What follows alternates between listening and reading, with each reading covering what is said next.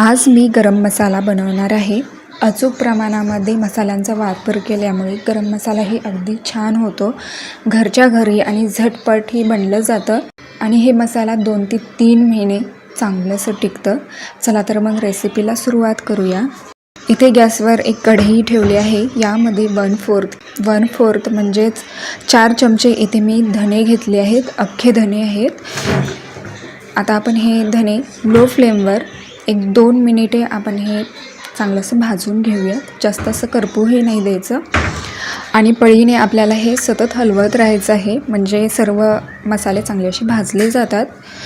तर आता यामध्ये 1 चमचा जिरे घालूयात आणि 1 चमचा शहाजिरे घालायचे आहेत आणि हेही लो फ्लेमवर सतत हलवत आपण हे जिरेही चांगले असे भाजून घेऊयात. जिऱ्याचाही भाजलेला खमंग असं वास येत आहे. आता आपण हे जिरेही एका प्लेटमध्ये बाजूला काढून ठेवूयात.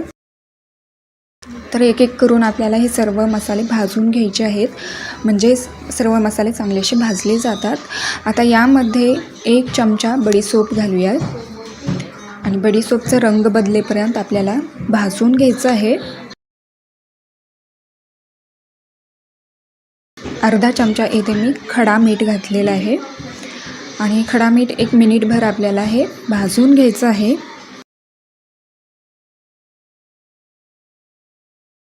तर इथे हे खडा मीठ भाजलेलं आहे. हेही परातीमध्ये बाजूला काढून ठेवूयात. आता यामध्ये 2 तमालपत्र आणि 2 लाल सुक्या मिरच्या घालूयात आणि आता आपल्याला हे 2-3 मिनिटे चांगलंसं भाजून घ्यायचं आहे आणि सर्व मसाले आपल्याला लो फ्लेमवरतीच भाजून घ्यायचं आहे, म्हणजे मसाले चांगले असे भाजले जातात. आता यामध्ये मी दालचिनी घेतलेली आहे. एक दालचिनीचं स्टिक मी थोडेसे तुकडे करून घेतलेले आहेत आणि आता दालचिनी ही 2-3 मिनिटे सतत हलवत आपल्याला भाजून घ्यायचं आहे. दालचिनी 2 मिनिटे भाजून घेतलं की आता यामध्ये अर्धा चमचा लवंग घालूयात. तर लवंगचा फ्लेवर एकदम स्ट्रॉंग असतो, त्यामुळे मी कमीच वापरलेला आहे. जास्त जर वापरलं गेलं की मसाल्याला लवंगचाच स्ट्रॉंग फ्लेवर येतं. तर इथे हे लवंग चांगले असे फुललेले आहेत. आता आपण हे बाजूला परातीमध्ये काढून ठेवूयात. आता 2 चक्री फुलं, 2 मोठी वेलची आणि 3-4 हिरवी वेलची घेतलेली आहे आणि 1 चमचा काळी मिरी घातली आहे. व्यवस्थित असं हे भाजून घेऊयात. चांगलं असं भाजून झालं की परातीमध्ये काढून ठेवूयात.